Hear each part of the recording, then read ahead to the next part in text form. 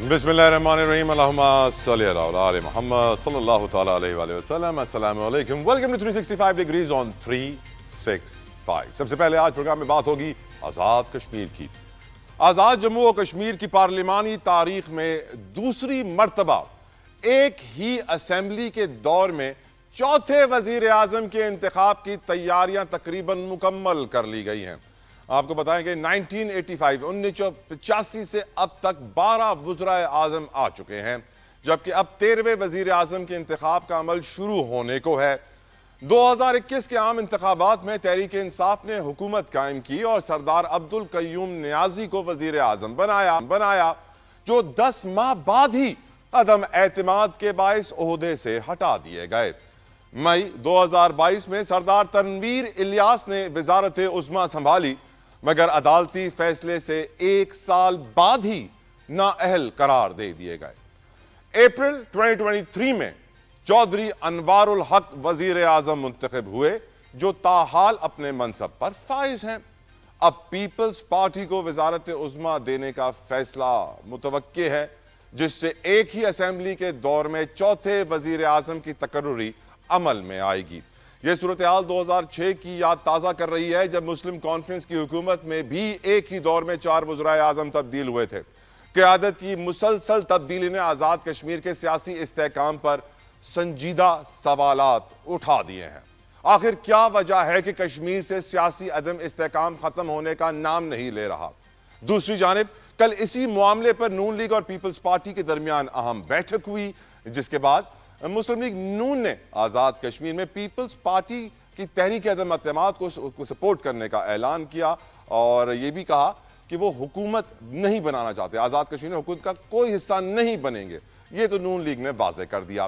Peoples party के कमर ज़मान कायरा और एहसन इकबाल का कहना है कि आज़ाद कश्मीर की मौजूदा हुकूमत मसाइल पैदा करने का सबब बनी, जिम्मेदारियां अदा करने में नाकाम रही। जबकि वजीर आजम आज़ाद कश्मीर अनवारुल हक का कहना है कि नंबर गेम पूरा है तो अदम एतमाद क्यों नहीं लाते।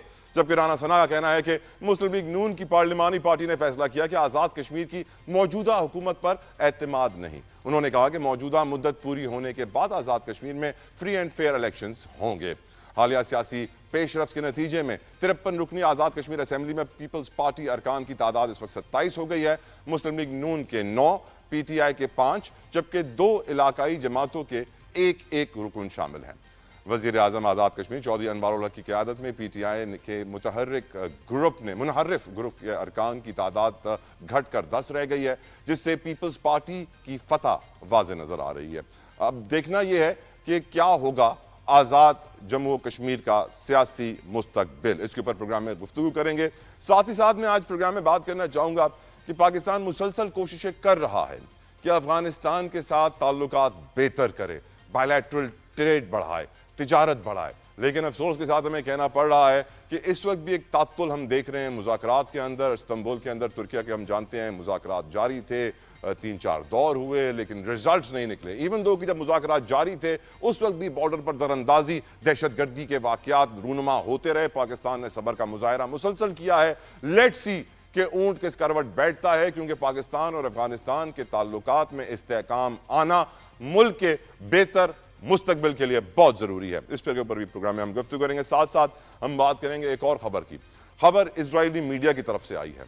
इजरायली मीडिया ने कहा है कि जो फोर्सेस गाजा के अंदर जाएंगी, इंटरनेशनल फोर्सेस जिनको अमेरिका US बैक कर रहा है, उसके अंदर पाकिस्तानी फौज के दस्ते भी हो सकते हैं। अब ये इशारा दिया गया है, जरा ये बता रहे हैं, इंटरनेशनल मीडिया ये कोट कर रहा है कि इंडोनेशिया की फोर्सेस, मलेशिया की फोर्सेस और पाकिस्तान की फोर्सेस मिलकर एक इंटरनेशनल फोर्स बनाएंगी जो गाजा में जाएंगी, अमन कायम करेंगी।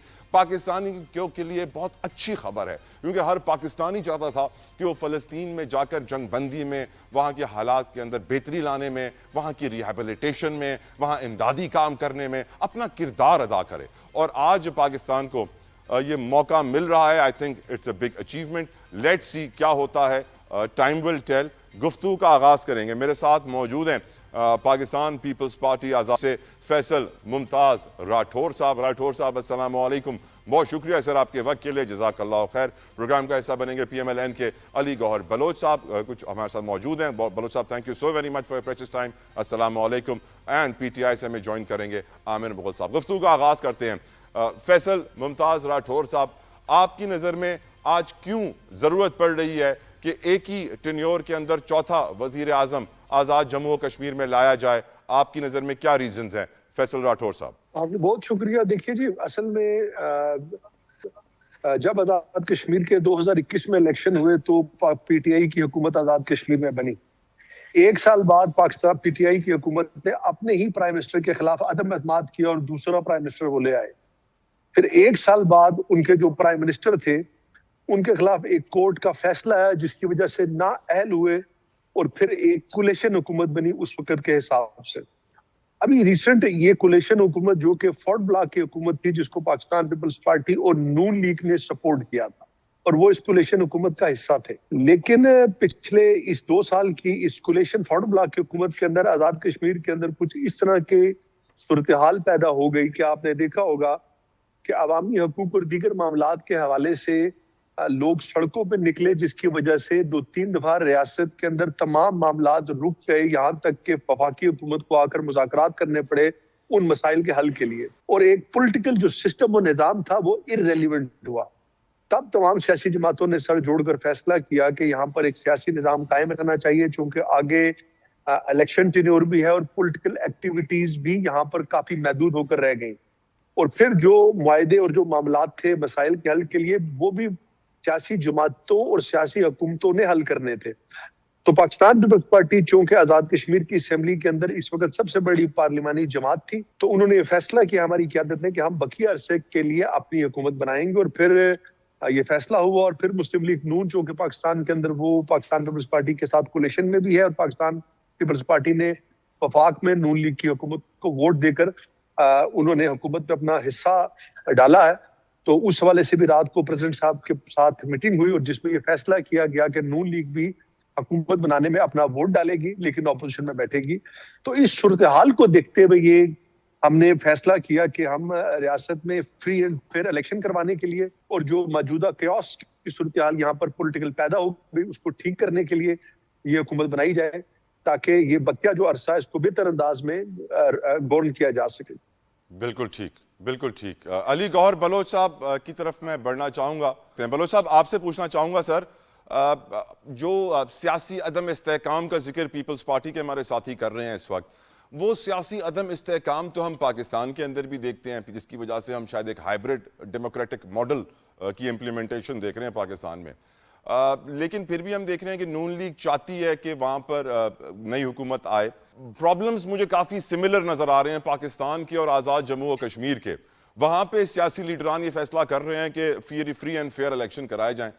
यहाँ पर भी क्या ये फैसला करना चाहिए आपकी नज़र में ताकि मैनेजमेंट बेहतर हो? वहाँ पे जॉइंट अवामी एक्शन कमेटी एहतजाज करती है, बिजली का रेट 6 रुपए यूनिट पे आ जाता है, सियासी अफरान के पर्क्स एंड प्रिविलेजेस कम किए जाते हैं। यहाँ भी लोग यही डिमांड करते हैं। Your views on it Ali Gauhar Baloch साहब, क्यों जरूरत पड़ रही है आज नए प्राइम मिनिस्टर लाने की आज़ाद जम्मू और कश्मीर में? बलोच साहब। बिस्मिल्लाहिर्रहमानिर्रहीम। देखें, असल तो प्रॉब्लम उस वक्त शुरू हुई जब PTI ने आज़ाद कश्मीर के लोगों का मैंडेट चुराया और वहाँ पर एक नाजायज़ गवर्नमेंट कायम की।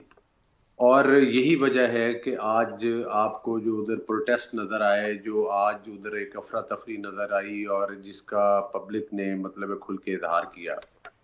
और अगर ये उस वक्त आज़ाद कश्मीर की उमंगों, अवाम की उमंगों के मुताबिक इलेक्शन होते तो आज ये हिजानी कैफियत जो है वो ना होती। और दूसरी काबिल ज़िक्र बात यह है कि जाहिर है कि तहरीक अदम एतमाद या कोई भी आइनी तरीका अपनाना, इसमें तो कोई दूसरी राय नहीं है, वो बिल्कुल ठीक है। और राठौर साहब ने भी उसके ऊपर बड़ी तफसील के साथ जो है वो वहाँ के आज़ाद कश्मीर के हालात के ऊपर रोशनी डाली है। तो मैं समझता हूँ कि अब तो ये उस निज़ाम की जिसका कि आप यूं कह लें कि जिसकी सर्जरी PTI ने की थी और जो जिसके नतीजे में आज ये सारे आज़ाद कश्मीर में हालात हुए सियासी, तो ये तो उसकी मरहम पट्टी हो रही है। और ये उसके ऊपर आप यूं कह लें कि उन हालात को स्मूथ करने के लिए, उन हालात को बेहतर करने के लिए तमाम पॉलिटिकल पार्टीज ने आपस में सर जोड़ के बैठे और उसके अंदर ये फैसले किए गए कि इसको पॉलिटिकल प्रोसेस के जरिए ही चाहे जाए कि कोई असम्बली डिसॉल्व करके नया इलेक्शन करवाया जाए। सबसे पहले ये है कि एक नई हुकूमत बनाई जाए जिसकी अक्सरियत हो हाउस के अंदर, और उसके बाद जो है वो अपना मतलब है कि वो जो असम्बली होगी वो आगे इलेक्शन की तरफ बढ़ेगी। दूसरी यहाँ पर काबिल जिक्र बात ये है कि ये कहा जाता है कि जनाब पीटीआई के लोग जो हैं वो लोटे बन गए और वो उधर मिल गए।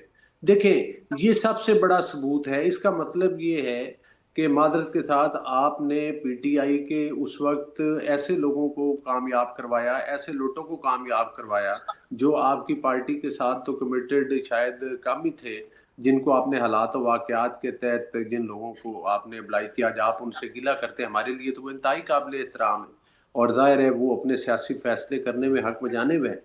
लेकिन जाहिर है कि अब जिस तरह से कि आपने देखा है कि पाकिस्तान का अभी जो निज़ाम है जिसमें कि इंतहाई इंतशार था, जिसमें इंतहाई बिगाड़ था, 9 मई जैसे वाक़यात हो रहे थे, पाकिस्तान के अंदर डिजिटल दहशतगर्दी हो रही थी, पाकिस्तान की तनसीबात के ऊपर हमले हो रहे थे, इस्लामाबाद के ऊपर चढ़ाइयाँ होती थी, तो वो हालात भी अब आपने देखा है कि काफ़ी स्मूथ हो चुके हैं। हम तवक्को करते हैं कि इन इक़दामात के नतीजे में आज़ाद कश्मीर के जो हालात हैं वो भी बेहतरी की तरफ ही इंशाअल्लाह जाएंगे। वैसे और जाहिर वैसे है कि बलोच साहब इसकी क्या वजह है कि नून लीग ने कहा कि हम पीपल्स पार्टी का साथ देंगे अदम एतमाद में, लेकिन हम पावर में नहीं आएंगे, हुकूमत के किसी ओहदे पे नहीं बैठेंगे, इसकी क्या वजह है? जाहिर है कि उसके फौरन बाद थोड़ा टेन्योर रहता है, आगे इलेक्शन हो रहे हैं, जाहिर है नून लीग अपनी आने वाले इलेक्शन की कैंपेन पर तवज्जो करेगी। ऑपोजिशन में भी तो बैठकर अपना किरदार अदा किया जा सकता है और उसका मकसद ये नहीं होगा कि जो आज़ाद कश्मीर की हुकूमत बनेगी उसको हम डिस्टेबलाइज करेंगे, बल्कि अपना पॉलिटिकल किरदार अदा करेंगे ऑपोजिशन में बैठकर। बिल्कुल ठीक। तो यही वजह है कि नून लीग ने फैसला किया है कि वो अपोजिशन में बैठेगी और जाहिर है एतमाद में वो पीपल पार्टी का और बाकी पार्टीज का साथ देगी। और एक तरफ से तो यही है कि जाहिर है कि ये जिस तरह से आपने इस चीज़ का तरफ इशारा दिया कि जिस तरह से वहाँ पर प्रोटेस्ट हुए, जिस तरह से लोगों की डिमांड थी, उन तमाम चीज़ों को एड्रेस करने के लिए हम ये समझते हैं पीएमएलएन के बेहतर इस पर बलोच साहब वक्त वो का डिमांड तकाजा तो है कि हर आज़ाद पाकिस्तानी की कश्मीर भी है, उनको जिन्हें भी तो एड्रेस करें, बेचारे ऑपोजिशन पाकिस्तानी भी वेट कर रहे हैं कि उनको एड्रेस किया जाए। नहीं, पाकिस्तान बिल्कुल 9 मई के वाक़यात वाले करने वाले लोग जो हैं, जो इंतशार फैलाने वाले नहीं लोग हैं, इस पर हुकूमत और रियासत बिल्कुल मुत्तफ़िक़ है। पाकिस्तान के नहीं, मैं अवाम सर उनसे बिजली आही के रेट बात की के बात कर रहा हूँ, वहां पे एहतजाज हुआ था बिजली के रेट पे, ब्यूरोक्रेट्स के पर्क्स जी एंड बिल्कुल, प्रिविलेजेस के ऊपर, उसके मैं लिए उनकी भी बात कर रहा प्राइम हूँ। मिनिस्टर साहब ने एक बड़ा अहसन कदम उठाया है। उन्होंने एग्रीकल्चर के लिए और कुछ सेक्टर्स के लिए जो है वो बिजली के नर्ख कम किए हैं और उस ताकि ये जो बिजली के ज़्यादा रेट्स हैं, जिस तरह से कि बानी पीटीआई ने अपने दौर में तारीख के सबसे बड़े कर्जे लिए थे और जाती दफ़ा आईएमएफ के साथ मुआहदे भी सोखताज करके गए थे।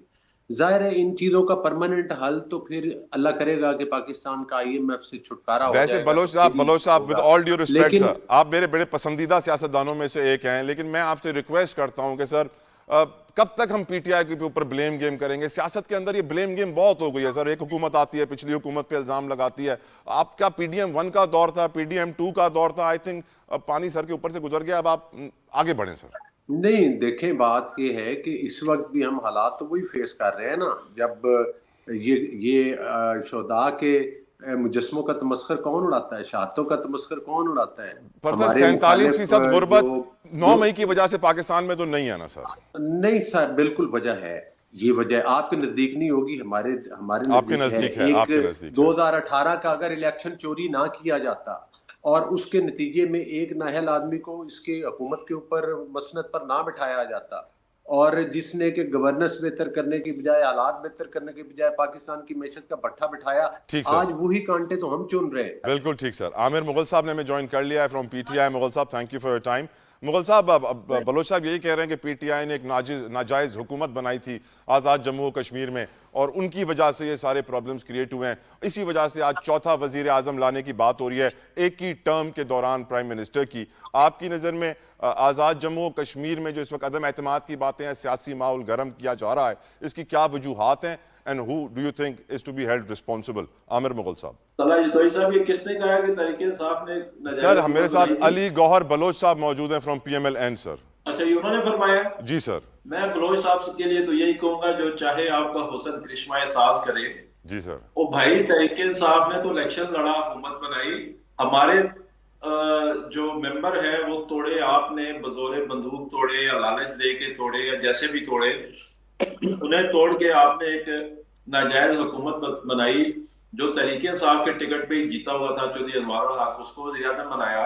फिर कुछ साल डेढ़ गुजरने के बाद अब आपको फिर सुकून नहीं आया और अब आप फिर एक चौथा वज़ीर-ए-आज़म बनाने जा रहे हैं, और उसके लिए भी हमारे टिकट पे, हमारे तरीके इंसाफ के वोट पे, इमरान खान के वोट पे जीते हुए मेंबरान को साथ मिला के बनाने जा रहे हैं। और आप कह रहे हैं हमने नाजायज हुकूमत बनाई थी। भाई, हम तो इलेक्शन लड़ के आए थे, हमारा कोई एक बंदा आप बताएं जो हमने नून लीग का या पीपल्स पार्टी का लोटा अपने साथ शामिल किया हो, जो आपके टिकट पे इलेक्शन लड़ के हमारे पास आ गया हो। ये तो सारे हमारे लोग जो है वो हमारे वोटों पे, तहरीके इंसाफ के वोटों पे, इमरान खान के वोटों पे इलेक्शन लड़ गए। आपने सबको अगवा किया, सबको आपने जमीर की मंडियां लगाई या आपने किसी को बंदूक की नोक पे अगवा किया और उसको अपने साथ मिला लिया। तो मैं तो हैरान हूँ, जुर्म आप करते हैं, जिम्मे हमारे लगा रहे हैं। यही काम आपने 2022 में किया था जब आपने उस्मान बुज़दार की हुकूमत खत्म की थी। तहरीके इंसाफ के नाम पे, इमरान खान के नाम पे, तहरीके इंसाफ और इमरान खान के वोट पे जीते हुए लोगों को साथ मिला के आपने हमजा शहबाज की हुकूमत बनाई थी। वो भी आपने ऐसे ही बनाई थी, लालच दे के, बंदूक की नोक पे। बंदे आप तोड़े, जमीन आप खरीदे, मंडियां आप लगाएं।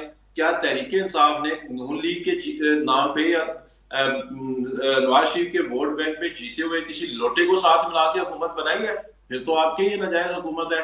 काम गलत आप करें, काम उल्टा आप करें, नाजायज हुकूमतें आप बनाएं, जमीनों की मंडियां आप लगाएं और इल्जाम तहरीके इंसाफ पे लगाएं, तो तला जतोई साहब आपको तो इनकी दुरुस्ती कर देनी चाहिए ना।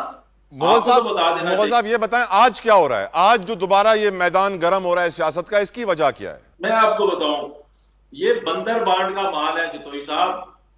पाकिस्तान इस वक्त जमहूरियत पे, आइन पे, कानून पे, इखलाकियात पे नहीं खड़ा है। पाकिस्तान इस वक्त खड़ा है एक बंदर की तरह, डुगडुगी पे नाच रहा है, बंदूक की नोक पे खड़ा है। आइन और कानून आपके वफात पा चुके हैं। आपके इलेक्शन को, जमहूर को, अवाम को, वोटों को, इखलाकियात को, कानून को, सब कुछ को रौंद दिया गया है। आपकी जिस तरह 8 फरवरी का मैंडेट इन्होंने लूटा, जिस तरह इन्होंने हमारी आजाद कश्मीर की हुकूमत को तोड़ के एक जाली नाजायज हुकूमत बनाई, जिस तरह इन्होंने हमारी गिलगित बल्तिस्तान की एक नाजायज हुकूमत बनाई, वही पैटर्न जो है वो दोहराया गया 8 फरवरी को। और ये बंदर बांट है, कभी एक सुबह जो है वो एक पार्टी को दे दिया जाता है, कभी दूसरी को दे दिया जाता है, कभी तीसरी को दे दिया जाता है। लूट का माल है, सारे डाकू चोर लुटेरे इकट्ठे हैं और लूट का माल खा रहे हैं। बस इतनी सी बात है, इतनी सी हकीकत है। असल आप इनकी पावर, इनका जोर, इनका देखें, ज्वाइंट एक्शन कमेटी की एक कॉल पे कश्मीर बंद हो जाता है और 5 वज़राए आज़मों ने, आजाद कश्मीर के 5 वज़राए आज़मों ने पिछले दिनों वहां जलसा किया। उस जलसे में आप मीडिया की रिपोर्ट्स पे भी ना जाएं, आप सोशल मीडिया की रिपोर्ट पे भी ना जाएं, आप उन फुटेज और फोटो वीडियो क्लिप्स पे भी ना जाएं जिनमें नजर आ रहा था कि 5 वज़ीर आज़म खिताब कर रहे हैं और 500 लोग भी नहीं थे। एक लफ्ज उन्होंने बोला, उन्होंने कहा बंदा कौन है जिससे मैं खिताब करूं, मैं खाली कुर्सियों से खिताब करूं।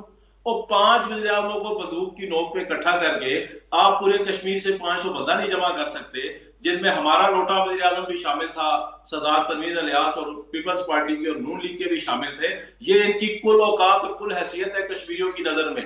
बिल्कुल ठीक। फैसल साहब, आपकी नजर में पीपल्स पार्टी के पास क्या नंबर गेम कंप्लीट है? मैं थोड़ा सा जी अनवारुल हक साहब ये कहते हैं कि अगर नंबर गेम कंप्लीट है तो लेकर आए अदम एतमाद की तहरीक। नंबर गेम ही कंप्लीट नहीं है। मैं आपको आपके सवाल का और ये जो हमारे 2 हज़रात है इनका भी साथ एक ही मैं जवाब आपको दे देता हूँ जी।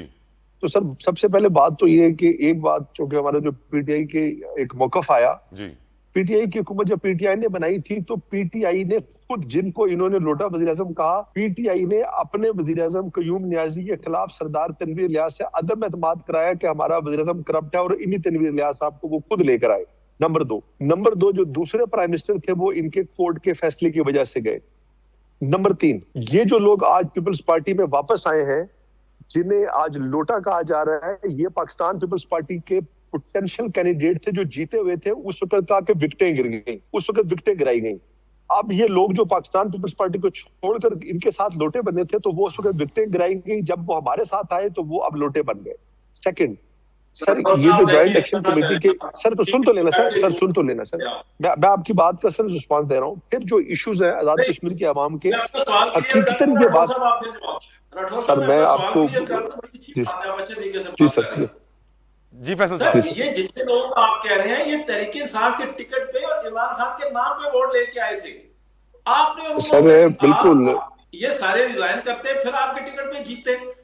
ये सारे लोग, ये कोई तरीका नहीं है। आप किस तरह उससे पहले फैसल साहब कंप्लीट कर लें। फैसल साहब आप कंप्लीट कर लें। उससे पहले सर ये 3 दफा पाकिस्तान पीपल्स पार्टी के टिकटों से जीत चुके थे। ठीक है जी, ठीक है, इन्होंने आखिरी दिन शामिल होकर वहां से टिकट लेके जीत गए, लेकिन हम फिर भी किसी को लोटा नहीं कहते। सियासत है, हर बंदे का अपना राय और इख्तियार है। आजाद कश्मीर की सूरत इस वक्त इतनी फेवरेबल या इतनी खूबसूरत नहीं है कि कोई जमात वहां पर कोई ऐसा 8 महीने में आकर कुछ हासिल वसूल करेगी। हमने एक पॉलिटिकल प्रोसेस को जिंदा करने के लिए यह फैसला किया है कि यहाँ पर सियासी बुनियादों पर हुकूमत बनाई जाए। इस वक्त भी इस हुकूमत का पाकिस्तान पीपल्स पार्टी और नून लीग कोलिशन का हिस्सा थी, लेकिन प्राइम मिनिस्टर हमारे नहीं थे। लेकिन इस 2-2.5 साल में अवामी हकूक के जो मामला थे, वो इस हद तक आ गए। चलें, मुझे एक ब्रेक की तरफ बढ़ना है। ये फर्ड ब्लॉक के लोग थे। कंप्लीट कर लें फैसल भाई जल्दी से। ये तमाम लोग सर फर्ड ब्लॉक के लोग थे जो अपने अपने ग्रुपों का शिकार होकर मुख्तलिफ जगहों से अब मिलकर इन्होंने हमारी सपोर्ट से हुकूमत बनाई थी। लेकिन ये पॉलिटिकल हुकूमत नहीं थी, एमएलए की हुकूमत थी। जो तजर्बा नाकाम रहा और इस तजर्बे को ठीक करने के लिए एक सियासी हुकूमत बनाई जा रही है ताकि रियासत के अंदर वो 25 अक्टूबर तुर्किया के शहर इस्तांबुल में पाक अफगान मुज़ाकरात, अहम तरीन मुज़ाकरात शुरू होते हैं। आज 28 अक्टूबर आ गई है, 3-4 राउंड मुज़ाकरात के हो गए हैं। लेटेस्ट इत्तलात ये आ रही हैं कि डेडलॉक बरकरार है। हम जानते हैं कि पाकिस्तान ने सब्र का मुजाहरा किया है, फ्लेक्सिबिलिटी दिखाई है, बॉर्डर के ऊपर ट्रेड खोलने की कोशिश की है, और अफगानिस्तान की तरफ से बॉर्डर पर दहशतगर्दी, दरअंदाजी के वाकयात रुकने का नाम नहीं ले रहे हैं। अब सोचने की जरूरत यह है कि पाकिस्तान अपनी सिफारती काबिलियत से दुनिया की सबसे बड़ी जमहूरियत, सबसे बड़ी सुपर पावर अमेरिका को राजी कर सकता है। अब पाकिस्तान क्या अपनी सिफारती काबिलियत से अफगानिस्तान को राजी कर पाएगा या नहीं? प्रॉब्लम यहां यह है कि इंडिया यहां पे प्रॉक्सी वॉर कर रहा है, फंडिंग कर रहा है, और वो चाहता है कि अफगानिस्तान की पाकिस्तान से दोस्ती ना हो पाए। अली गौहर बलोच साहब, सर आपके पास क्या इत्तलात हैं? क्या वजह है इस डेडलॉक की, तात्तुल की? मुज़ाकरात आगे क्यों नहीं बढ़ पा रहे और कितना जरूरी है इन मुज़ाकरात का आगे बढ़ना? अली गौहर बलोच साहब। देखिए, बिल्कुल अफगानिस्तान पे भी करूंगा, लेकिन कुछ गुफ्तगू की झूठ पर मबनी मेरे दोस्त ने, तो मैं उसको जरा आईना दिखाना चाहता हूँ। देखिए, नंबर 1 तो बात यह है कि जब हमदा शहबाज की हुकूमत बनी थी तो वो एक आईनी तरीके के साथ बनी थी। उस पर जिस तरह से गैर आईनी एक फैसले के जरिए हटाया गया और जिस तरह से लोगों को डिस्क्वालीफाई किया गया और उनको वोट भी ना डालने दिया गया, वो किसी से ढका छुपा हुआ नहीं। जिस तरह से सूरी साहब के जरिए पाकिस्तान के आइन और कानून की धज्जियां उड़ाई, वो भी किसी से ढका छुपा हुआ नहीं। जिस तरह से एक दफा बदिंजो साहब मरहूम का इलेक्शन हुआ था, उस वक्त आपने अक्सरियत को अकलियत में बदला था और अकलियत को अक्सरियत में बदला था, और बानी पीटीआई बगलें बजाया करते थे, मिठाई खाने की तस्वीरें शाया किया करते थे और कहते थे कि हमने कामयाबी हासिल कर ली। तो मकसद ये है कि जिन लोगों ने अपनी बीवी के जरिए पाकिस्तान की तारीख के सबसे बड़ी करप्शन की, ये लोगों को चोर कहते हैं। ठीक सर, जिसने उसकी बदनामे जमाना फरा गोगी साहिबा जो हैं, वो जिन करप्शन के हवाले से मैं उनके बदनामे जमाना कह रहा हूँ केस है, उनके जरिए और अपनी एहलिया को खवातीन का नेक्सस बनाया करप्शन के लिए। अल कादर ट्रस्ट से बड़ा चोरी का केस पाकिस्तान की तारीख में कभी नहीं आया। पाकिस्तान में जाफर एक्सप्रेस पर हमला हो, ये दहशतगर्दों की यहाँ में बुलाएंगे, तो ये आप इनको छोड़ दे। ये इतने बड़े डाकू, इतने बड़े छोड़ दिया, इतने बड़े मैंडेट चोरी करने वाले, इतने बड़े दहशतगर्द हैं, ये 9 मई के वाकयात करने वाले, इस्लामाबाद पर हमला करने वाले, ये किसी दूसरी पॉलिटिकल पार्टी को, अल्लाह की कसम मैंने छोड़ दिया सर। अब आप मेरे सवाल पे आ जाएं सर। आप छोड़ दें।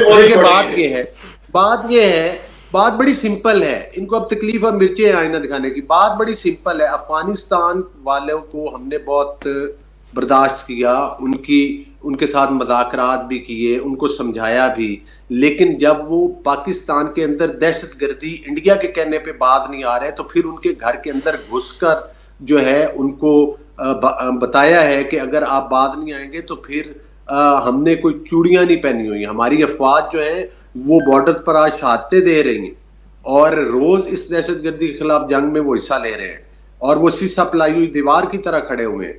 हाँ, मुज़ाकरात कर रहे हैं, हम पुरअमन मुल्क है, हम ये नहीं चाहते कि किसी मुल्क के साथ जबरदस्ती की जंग चाहते हैं या कोई हाथ खोलना चाहते हैं, लेकिन बात जाहिर बड़ी सिंपल है कि वो उनको हदायत इंडिया से मिलती हैं, जिनके लिए ये इनका चीफ मिनिस्टर और इनकी हुकूमत नारे लगाती है कि हम KPK के अंदर ऑपरेशन नहीं होने देंगे।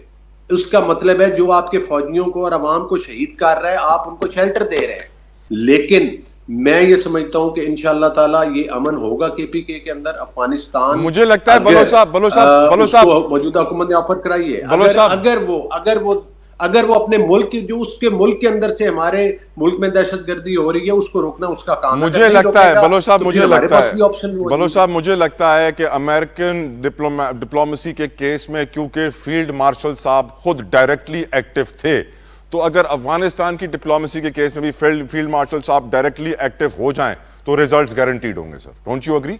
देखिए, बात यह है कि इस वक्त मैं समझता हूं कि जो पाकिस्तान की अफवाज हैं और जो फील्ड मार्शल हैं, वो हर महाद पर, चाहे सफारती महाद हो, चाहे मुल्क के अंदर कहीं पर सैलाब की सूरत हाल हो, कहीं मुल्क के अंदर जंग की सूरत हाल हो, वो हर महाज के ऊपर पाकिस्तान का साथ देने के लिए सफ़े अव्वल में खड़े होते हैं। पाकिस्तान की पॉलिटिकल जो भी गवर्नमेंट है उसके साथ वो कंधे से कंधा मिला खड़े हैं। बिल्कुल ठीक सर। अब आमिर मुगल साहब, आप भी एग्री करते हैं सर, जिस तरह हमारे सिपा सालार सऊदी अरब का दौरा करते नजर आते हैं, बार बार हमें अमेरिका जाते हुए नजर आते हैं, अगर उसी तरह वो अफगानिस्तान का भी एक दौरा कर लें तो मुझे ये लगता है कि मामला बिल्कुल एक ही उनके विजिट में ठीक हो जाएंगे। आपकी राय मुगल साहब? बलोच साहब ने काफी सारी बातें की हैं जी सर। अगर आप इजाजत दें तो मैं सबके बारे में कोई थोड़ा ज्यादा नहीं, थोड़ा जवाब दूंगा सर।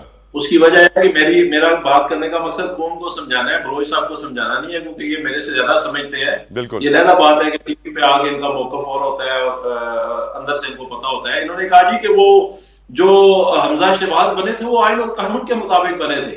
आपने बिल्कुल ठीक कहा जी, आपकी आइन और कानून, आइन तोड़ा गया था अदालती फैसले। सुन लेना आप सर, मैंने आपकी बात में आखिरी डाली ना। बिल्कुल, मेरा ये मौकफ है ना, आप मेरे मौकफ को तो आप ये कह रहा हूं अलीम खान ठीक है, लेकिन आप मेरे अल्फाज को तब्दील ना करें। अलीम खान तहरीक इंसाफ के अलीम खान जहाद में एमपीए के लाया था जब आपकी दिल्ली हुकूमत पंजाब में बनी थी। बलोच साहब, I'll give you a chance, मैं वापस आऊंगा आपके पास। जी मुगल साहब। बिल्कुल, अलीम खान के जहाद में एमपीए डाल के आपकी दिल्ली हुकूमत बनाई गई थी पंजाब में। देखिए ऐसे नहीं होगा।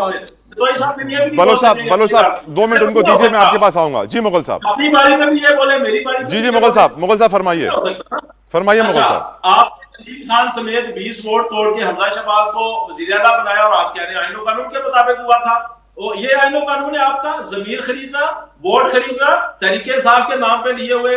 जब आपने पंजाब से 2-4 बंदे तोड़े थे असेंबली से, तो उनको आप फरिश्ता कहते हैं। जब आपका लोग साथ छोड़ते हैं तो आप कहते हैं। इन्होंने कहा कि 3 लोग जो थे वो करप्शन कर रहे थे पाकिस्तान में। इमरान खान झूठ तो ना बोले। फराग होगी और उस्मान बुज़दार। अच्छा जी, फराग होगी तो मुल्क से बाहर है। आपने बुशरा बीबी में कितने केस अभी तक बनाए हैं जी करप्शन के? बता दें जरा कौन को।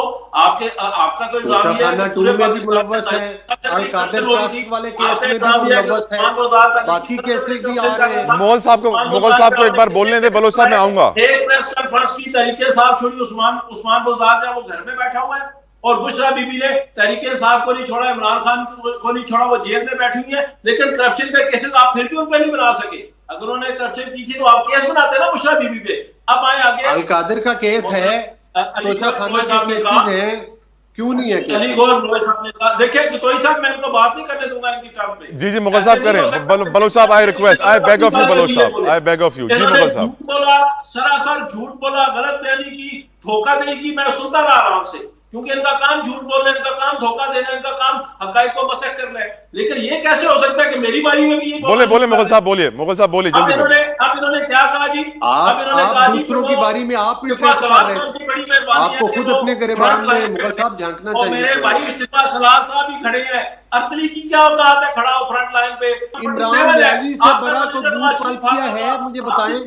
मरियम नवाज हारी हुई, आपकी तो औकात। इमरान न्याजी से बड़ा को बूट पालसिया है तो बता दें। आई थिंक यहाँ गुफ्तगू नहीं हो पाएगी, मैं शुक्रिया अदा करूंगा, मैं मजबूर हूँ, यहाँ पे गुफ्तगू नहीं हो पा रही है, मैं गुफ्तगू नहीं कर पा रहा हूँ, मैं मजबूर हूँ शुक्रिया अदा करने पे। आई एम रियली सॉरी, दोनों मेहमानों से माजरत भी चाहता हूँ, अली गौर बलोच साहब आपका भी शुक्रिया, फैसल मुमताज़ राठौर साहब का भी शुक्रिया, आमिर मुगल साहब शुक्रिया। जब से पाकिस्तानियों को यह खबर मालूम पड़ी है कि पाक फौज के जवान भी गाजा जाएंगे, इंटरनेशनल फोर्स का हिस्सा होंगे जिसको अमेरिका बैक कर रहा है, गाजा में अमन लाने के लिए, बेहतरी लाने के लिए, तरक्की लाने के लिए हर किसी का दिल खुश हुआ है। और हमारी आज ये ख्वाहिश है कि हमारी फौज वहां जाए और वहीं रहे, अमन कायम करने के लिए हर पाकिस्तानी की एक ख्वाहिश है कि हमें तो अपना किरदार अदा कर सके, फलस्तीनियों के लिए कुछ कर सके, अल्लाह करे हमें ये मौका मिल जाए। गुफ्तगू करेंगे, हमारे साथ मौजूद है ब्रिगेडियर रिटायर्ड अहमद सईद मिनाज साहब, किसी तारुफ के मोहताज नहीं है, one of my favourites. Brigadier साहब thank you so very much for your time, अस्सलाम वालेकुम। ब्रिगेडियर साहब बहुत बड़ा फैसला है, यकीनन इसकी फाइनलाइजेशन इस वक्त होना बाकी है, लेकिन इजरायली मीडिया इसको कंफर्म कर रहा है कि उनको यह ब्रीफ किया गया है कि शायद इंडोनेशिया, मलेशिया और पाकिस्तान के जवान शामिल होंगे इस इंटरनेशनल फोर्स में। How do you see this news brigadier साहब? जी बिल्कुल, देखें जब से अमन मुआहिदा हुआ है कि जिसमें शुरू में थोड़ी सी जरूर डायकॉटमी सामने आई थी, लेकिन अब वो मेरे ख्याल स्ट्रीमलाइन हो चुका और 8 डिफरेंट ममालिक ने उसके ऊपर साइन किया और हमारी पॉलिटिकल, मिलिट्री और लीडरशिप और at the same time diplomacy जो है वो काम आई। और जो हमारे फलस्तीनी भाई वहाँ दिल्ली के लेवल पे अपनी जानें दे रहे थे, वो वहां पर वो सिलसिला रुका और अब जो है वहां पे जाके रीबिल्डिंग का काम होगा। इस सिलसिले के अंदर अगर आप देखें तो फलस्तीनियों की जो प्राइमरी उनकी अपनी भी जो ख्वाहिश थी वो पाकिस्तानी अफवाज का वहां पे जाना, क्योंकि मुस्लिम उम्मा के अंदर द काइंड ऑफ हमारे पास जो अफवाज हैं वो पूरी दुनिया में कदर और इज्जत की निगाह से देखी जाती है और एट द सेम टाइम लड़ने में हमारा कोई सानी नहीं। और पिछली 2 दहाइयों से हम बेटर जंगी सारी उसमें हिसाब किताब में जो है वो हमारा काम चल रहा है और हमने ऑपरेशन बनाना मरसूस के अंदर कि जिस तरह कामयाबियां हासिल की हैं तो पूरी दुनिया में इज्जत की निगाह से देखा जाता है। तो लिहाजा फलस्तीनी जो वहां पे हमास के लोग हों या PLO के लोग हों वो भी इसके ऊपर मुत्तफिक थे। At the same time Israel जो है वो भी इस पे जो है मुझे थोड़ी सी उस पर हैरानगी जरूर हुई, लेकिन उन्होंने भी इसके ऊपर ऑब्जेक्शन नहीं की मासवाए तुर्की की अफवाज के कि जिनके साथ उनके ताल्लुकात थोड़े ऊपर नीचे रहते। लेकिन ये बायलैटरल लेवल के ऊपर जो भी उनका है, लेकिन मैं समझता हूँ कि जैसे पाकिस्तान आर्म फोर्सेस हरमैन शरीफैन के दिफा के लिए अपने आप को हमने डिफेंस पैक्ट के अंदर गए हैं सऊदी अरब के साथ, उसी तरह जो सबसे बड़ा मसला जो हमारे मुस्लिम उम्मा का है कश्मीर और फलस्तीन जो है उसके अंदर हम अपना किरदार अदा करने जा रहे हैं।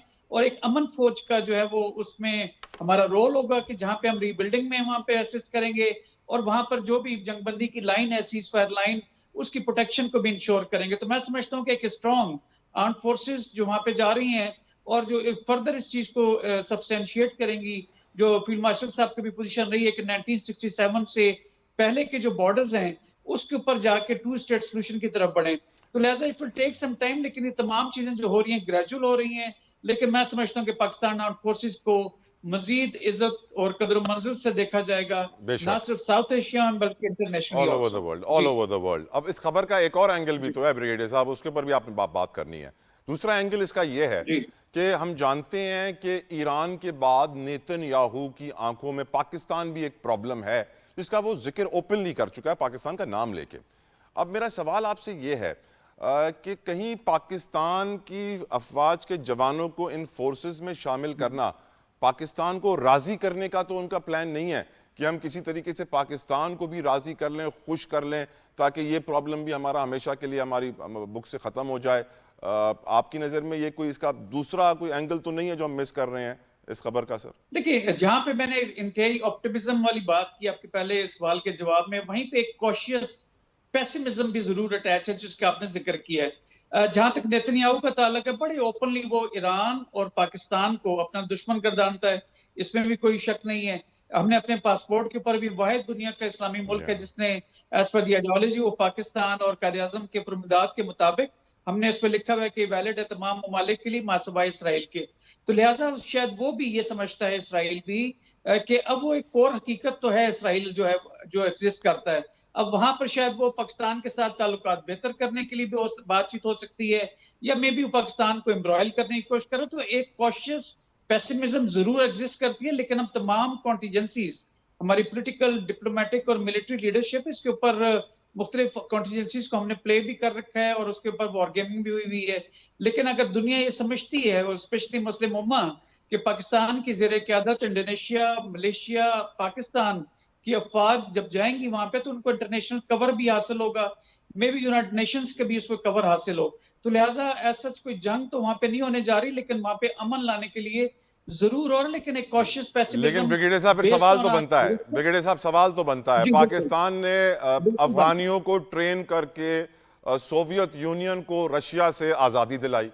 क्या हमारी फोर्सेस अगर गजा तक पहुंच जाती हैं तो क्या उनको इजराइल से आज़ादी नहीं दिलवा सकती? दिलवा तो सकती हैं सर। देखिए, जैसे मैंने पहले कहा, इसराइल एक हकीकत है जो 1947 के बाद से लेके अब तक उसने जैसे भी हालात में रहे वहां पे रहे हैं और ये उनकी अपनी पॉलिटिकल थी, एक राय थी और पीएलओ ने उनको इजाजत दी। उन्होंने लैंड्स खरीदते चले गए, फलस्तीनी अपनी लैंड्स को बेचते चले गए। लॉन्ग टर्म उन्होंने कोई प्लानिंग नहीं की थी। एक लिप सर्विसिंग पीएलओ की जानिब से भी थी। हमास और ये दीगर ममालिक में लोग बैठे हुए थे, वो भी उस तरह से बहुत कोई क्रिटिकली लॉन्ग टर्म नहीं देख रहे थे। इजराइलीज दे प्लेड वेल और उन्होंने वहां पे अपने इंग्रेस किया और मजीद जो लैंड को कब्जा करते चले गए। लिहाजा जहां तक इस बात का ताल्लुक है कि पाकिस्तान क्या ओपन जाके वहां पे लड़ाई करेगा, मैं नहीं समझता कि आजकल के दौर के अंदर जहां पे प्रिसीजन बेस्ड वेपन्स हैं और उसकी लिथैलिटी इस कदर है कि आप इकोनॉमिक और क्रिस क्रॉस वर्ल्ड है और एक ग्लोबल विलेज है, जो भी आप उसको नाम दें, हमारे जो स्टेट्स भी हैं वो भी क्रिस क्रॉस करते हैं ग्रेट पास के साथ भी।